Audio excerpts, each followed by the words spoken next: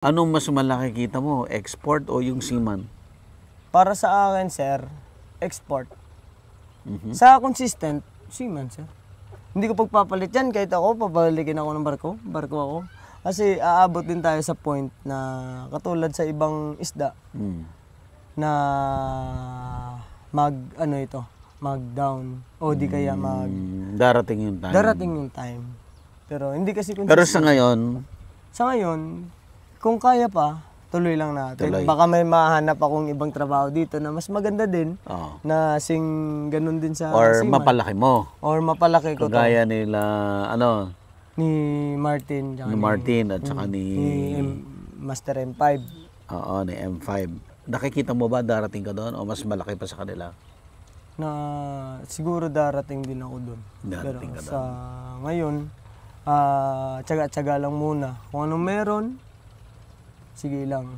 Katulad niyan, may isa kasi akong idol doon sa north side. Sino? Si John Ricon. Yan yung yan ang inspirado idol ko. Inspirado ako doon sa idol ko na yun. Bakit? Ba't ka na-inspire sa Low-key lang, kanya? sir. Low-key lang siya. Simple lang. Hindi, silang dalawa ni Renz talaga yung ano doon. Pero, malakas kumita. Low-key. Siyempre, sir. Hindi Ikaw pwede, ba, wala magkano yan. na bang kinikita mo rito? Sa ngayon, sir, mababa. Unlike dati. O, kailan yung malaki? October, sir. Last year? Apo. Magkano kinita mo last year, no October? 500 data, sir. Magkano? 500? Oo.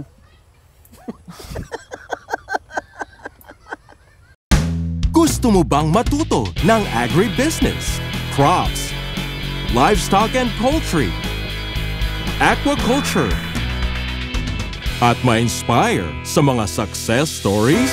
Agribusiness, how it works! As a YouTube channel, Agribusiness features entrepreneurs, farmers, organizations, OFWs, investors. However, beyond our usual content and official endorsements, Agribusiness does not engage in other business dealings with them. While our viewers and featured individuals and entities may choose to pursue business deals with each other on their own, we encourage them to be cautious in doing so. Meron na naman tayong tour, Yes, ma'am. sir. Opo. Babalik tayo ng Vietnam. Vietnam Sir ulit. Bobby. Okay. Opo. Pero this time, pupunta po tayong Mekong Delta ng Aha. Vietnam. Ayan. So, ang topic po natin ay Vietnam Rice and Fruit Orchard Tour. Sa June 4 to 8. Ayan. Ang tawag po nila dito sa Mekong Delta ay the Rice Bowl of Vietnam. Sisilipin po natin yung mismong farm ng mga Vietnamese. Aha. At the same time, sisilip din po tayo doon sa mga milling. Kakagulat kasi nga talagang parang from yung bigas po nila dumadating doon sa mga rice mills ng nakabarge using the Mekong Delta. Tapos hinihigop na lang po siya ng machine. Dire-diretso na po yun. In 8 to 12 hours, lalabas po yung bigas. Bigas na. Guava, ayan, dragon fruit, durian, langka. Jackfruit, apo. Open na yung registration. Open na po yung registration. Open na po. Just send us a message sa Inspired Learning Tours Facebook page. Yun po yung pinakamabilis. May pa-fruit buffet ka ba, Ay, ma'am? syempre po. Sa Vietnam lang Laging po. looking forward yan sa fruit buffet. Dalawa pala yung aabangan mo. Oo, durian at Durian at bayabas. Kasama po ako sa tour na to. Magkita-kita po tayo. Oo, kasama po ulit si Sir Buddy and his team. Kasama po ang agribusiness, how it works sa tour na to. Mag-register na po kayo. Sigurado hindi po kayo magsisisi. Salamat po. O ba't hindi na ulit yun? Ano ang nagawa mo? Bakit kinita mo yung 500? At ano yung... That time bakit kasi- hindi mo nagagawa ngayon? Ba't hindi mo makuha yung 500? That time kasi, sir, may Vietnam na malakasan. Yun yung iniisip ko. Vietnam, Korea, malakas talaga yung time na yun. Pinakamababa mo dun, sir, sa previous months after September, October, November, December. Pinakamababa mo na yung 200. Pagandun sila. 1,000, 200,000. Pagandun yung mga buyer na yun. Wow. Kasi, Ba't hindi mo na-sustain yun, yung market na yun? Kasi yung buyer na sir, yun? pag ikaw yung buyer, for example, ako investor, mag-invest ako ng 1 milyon, bibili ako isdas Pilipinas. Sir, yung mga natitenggang isda doon, hindi pwedeng di manganganak yun. Kaya yung mga buyers dati, nagiging breeders na. Yan yung nakikita namin kahinaan dito. Kasi this is a live bearer na andali-dali magpaanak. Yung paggawa ng strain may kahirapan, pero sa pag-aalaga, andali lang talaga. Madaling mag-breed. Opo. Okay, ano yung mga sarili mong strain? Ano yung sarili mong breed? Sa sariling Meron ka? gawa, meron po akong sariling gawa, pero marami kaming meron ito. Pero, Meron ka rin bang ganon? meron po, viewing tank. Mag-ano rin tayo? Sige po. Mag-viewing tank tayo. Sige. Sige po. Ayan, so ito naman yung sariling breed ni Christian. At Christian, i-describe mo nga itong isda na to ngayon. Yan yung isda na yan is Golden Zebra Veil Tail. Okay. Sa ngayon, so far so good pa naman siya. Kasi na last month, fast moving talaga yung isda na yan. And demand masyado sa two places, Vietnam and Thailand. Okay, doon sa ibang breeders katulad mo, ano ang difference itong isda mo na to sa kanila? Sana picture niyo po katulad kay Sir Martin tsaka kay Sir M5. Yung pang pinagkaiba po ng isda namin is kulay lang naman po. Bali, tinawag lang nila na tawag kasi namin dati diyan is marble red eye. Kasi dito sa Pilipinas marble lang in general. Kaya nangyayari. Kaso, pinangalanan sa labas na Golden Zebra. Kaya nauso na din yung tawag dito sa Pilipinas nga Golden Zebra. Albino Golden Zebra na. Oo. So itong albino Golden Zebra mo, ano ang kaibahan nito? Ang kaibahan niyan is more on stripe pattern siya, hindi siya katulad ng buo yung kulay, yung patterns buo. Sa Golden Zebra is stripe pattern talaga siya. And meron naman siyang pattern na may buo, pero mostly separated kasi kaya tinawag sila doon sa labas na Golden Zebra siguro kasi nga sa stripe. Paano mo naman na buo to? Nabuo ko to since dahil doon sa kaibigan ko din and through accidental breeding also. Talaga? Accidental breeding? Bali, yung nangyari kasi, nagpapasok ako ng albino kasi gusto kong lumabas yung redhead na albino. Ngayon, yung target ko is redhead albino. Yung lumabas is redhead Golden Zebra. Ito? Ito. Kaya doon ko na pagtanto na if papasukin mo yung albino sa trico redhead, yung sinasabi doon sa international na redhead, na black eyes lang, kasi albino sila kasi red eyes. Black eyes lang is, sir, yung pattern na gusto ko, maging red eye lang. Yung nangyari, iba. Naging, naging Golden Zebra. Yung tawag nila. Di ko akalain na from white, magiging gold pala yung albino. Okay. So, ito ngayon, pinagkakitaan mo to? Yes po. Yes po. Magkano ang per isda niyan? Trio ba ang bentahan? If trio po, kasi if trio, mostly sa trio, sir, selections. Personal handpicks mo yan.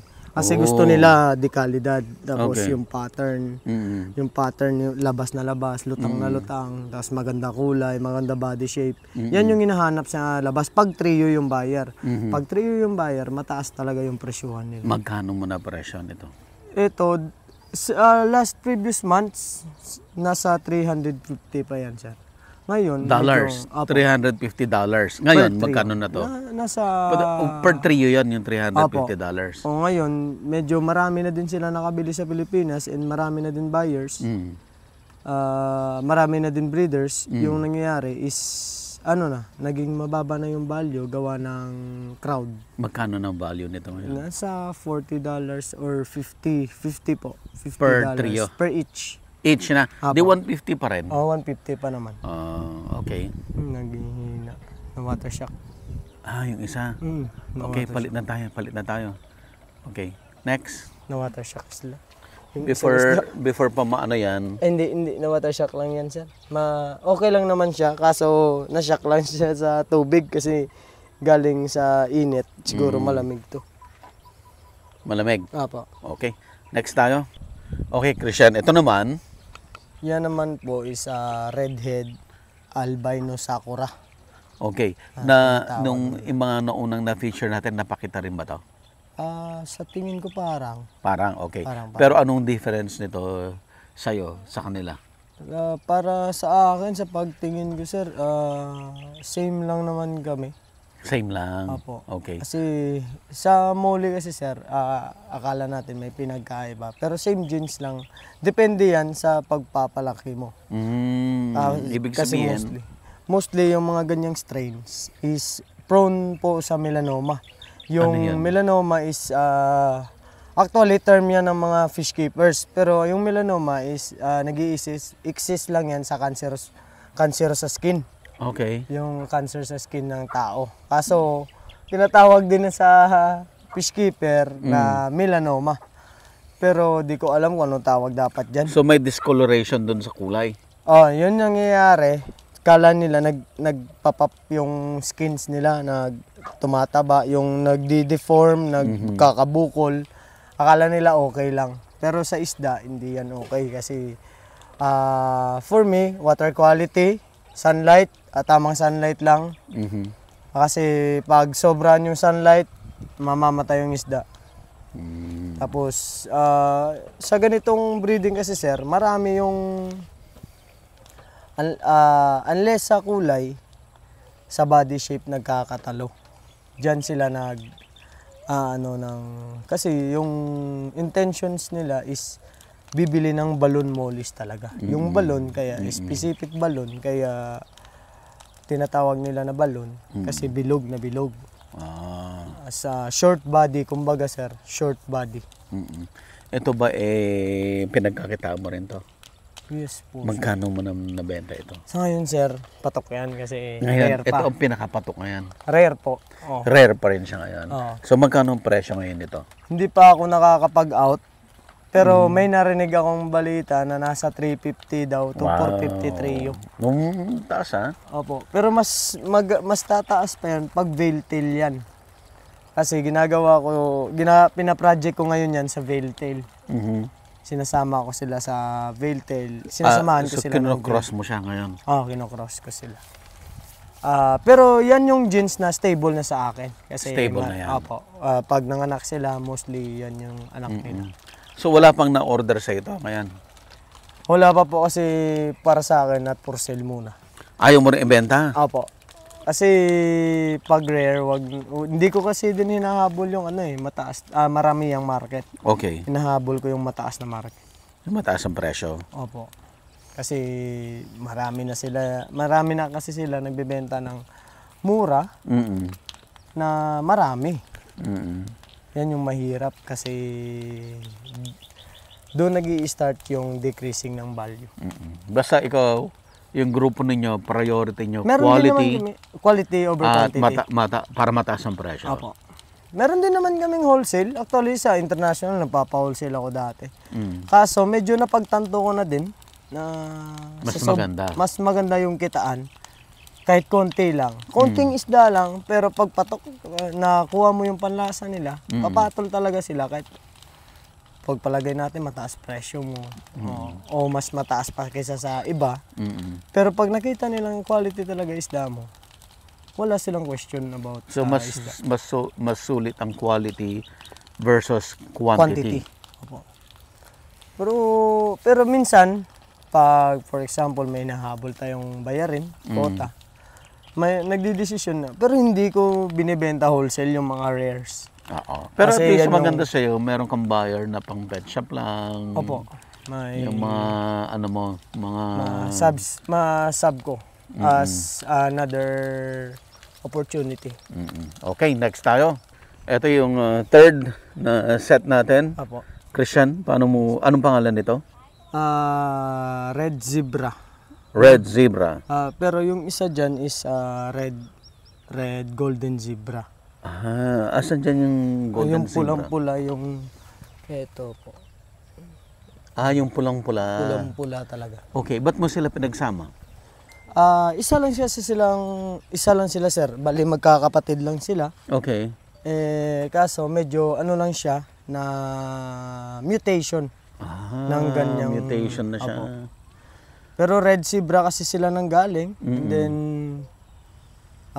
kinouse out ko if ever ma-upgrade ko pa yung ganitong kulay. Kaso yan yung kinalabasan, majority red zebra pa rin. Pero meron isang may hindi nagkamukha sa kanila. Pero nilagay ko siya dyan kasi isa lang yung batch na yan. Batch niya. Okay. So yung kakaiba itsura, pwede mong i-breed yun, separate. Gagawin ko siyang personals ko muna kasi first time ko nakahawak ng ganyang mukha. Kahit di ko alam kung meron na sa iba. Pero ngayon na ako nakakita kasi ng ganyang kulay. Yung parang kahit yung takip ng coke, kasi yung kulay lang sa balat niya eh. Kaso yung kagandahan, layer pa yung half. Yung hindi siya kalat, naka-layered, parang may guhit na end na yung red, next platinum na. Yan yung maganda. Grabe, nakikita niyo lahat ng detalye, no? Pag ano talaga sir, pag breeder ka, ikaw, kung ikaw nakikita mo yung isda as isda lang iba, isda lang talaga. Kasi kami, iba. Pati scales, kung si Sir M5, ma-judge kasi yun lagi. Mostly, pati scale sir, chine-check nila. Chine-check niya? Chine-check nila yung scales, if ever may damage or wala. Pero so far sa balloon mollies, wala namang decreasing values pag may bawas ng scales. Isa lang ata na pagkakaalam ko, nagdi-decrease yung value eh. Pag kulang scales eh. Yung arwana. Kahit gano'ng kamahal, kahit kalahating milyon pa na arwana yan. Pag nabawasan ng isang galiskis lang, wala na. Triple sa triple yung ibababa ng presyo niya. Okay. Ito naman, yan yung red zebra po. Okay. Hit ba ito ngayon? Patok ngayon? Still patok kasi marami pang, basta ganyang kulay talaga yung hinahanap nila. Pero marami kasi sir na misunderstand or mislook nila. Ang sinasabi nila sa orange na type, kasi yan sir, kahit pula talaga sila. Yung iba, orange type, dinideclared nila as red zebra. Pero kaya nababad shot din sila dun sa labas. Kasi minsan, nakakapagsabi sila na red zebra, pero nung dumating, hindi parang pala. choco naman to. Kasi yung iba, akala nila red zebra yun, yung nag-intense kulay lang na choco marble. Pero ganyan talaga yung mukha ng red zebra. Full mask, may extra na balat. Yan yung melanistic nila. Yan yung another scales ng skin nila. Yung melanistic.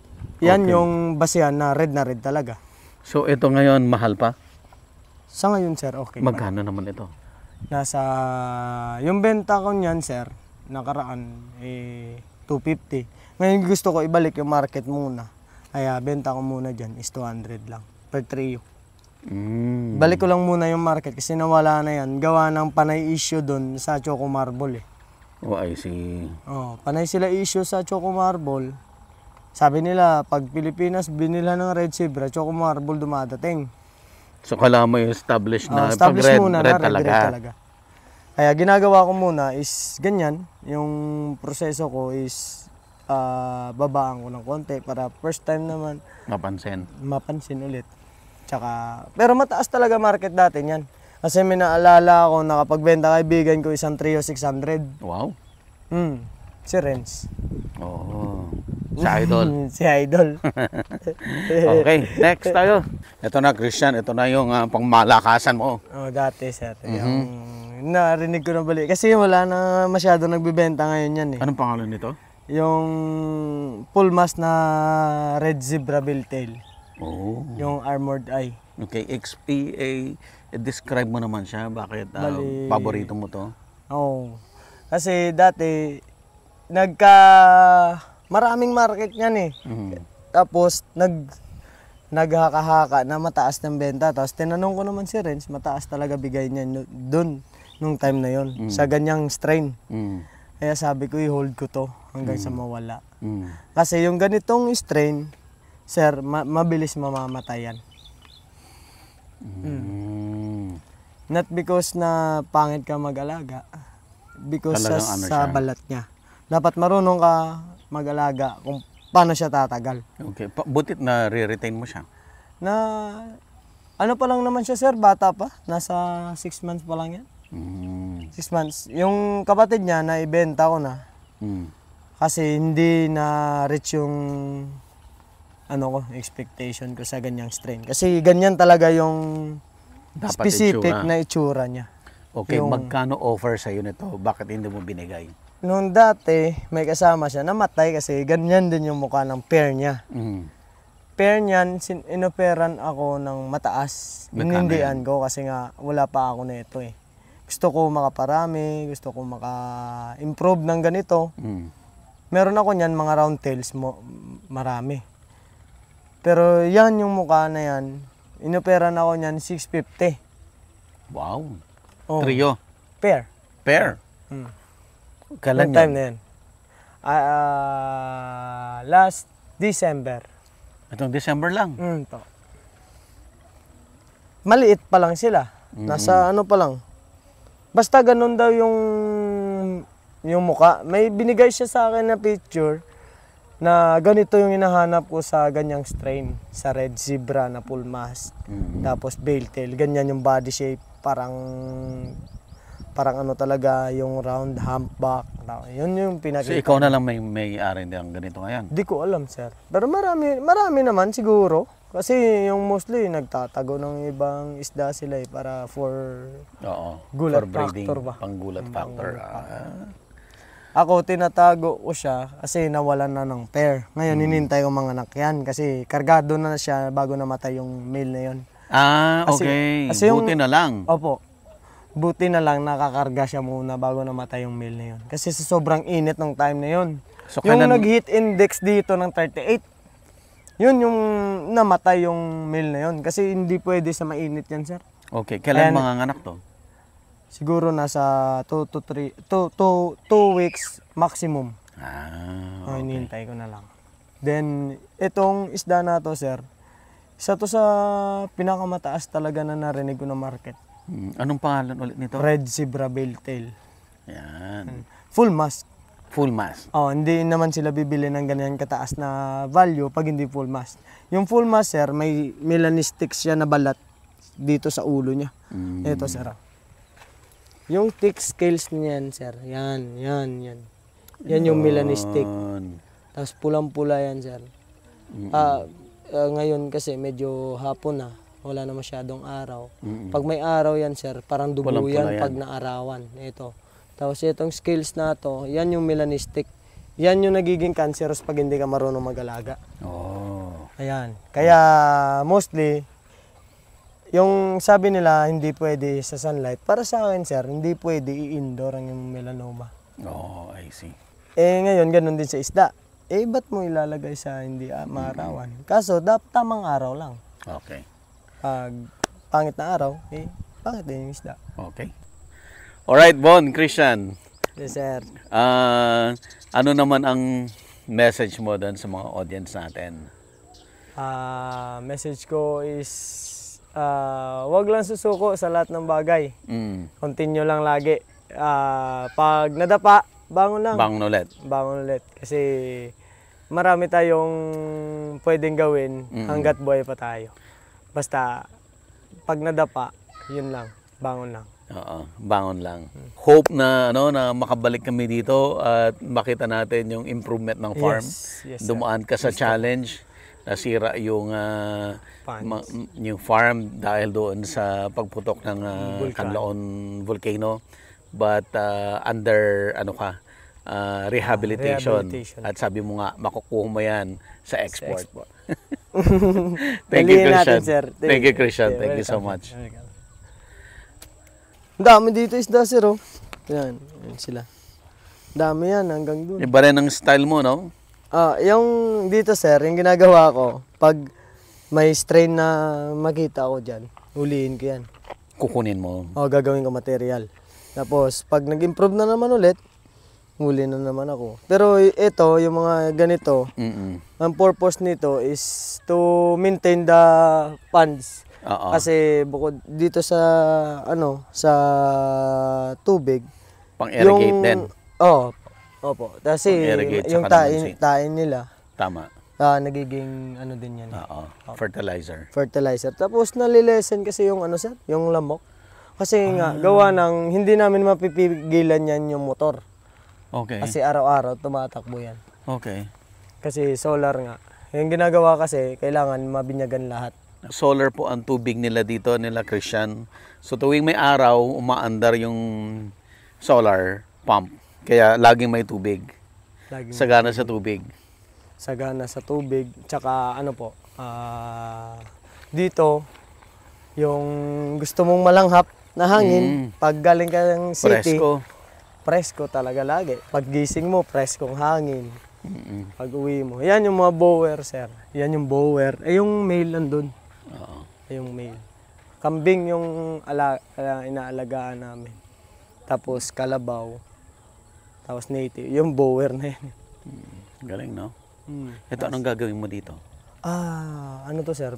Para sa mga bata. Yung gagawin ng bayaw. Kay bayaw na to, sir. Yan dito. Para sa mga bata na. Pero dahan-dahan na kasi medyo malakihan to eh. Hello po, sir. Tapos dito, sir, lahat ng poste na to, solar. Solar po. Lahat. Maya-maya mag-iilaw na yan. Opo. Hanggang dun. Tapos yung andun. Palibot talaga ilaw eh, no? Palibot talaga, sir. Ayan, no? Ilaw na.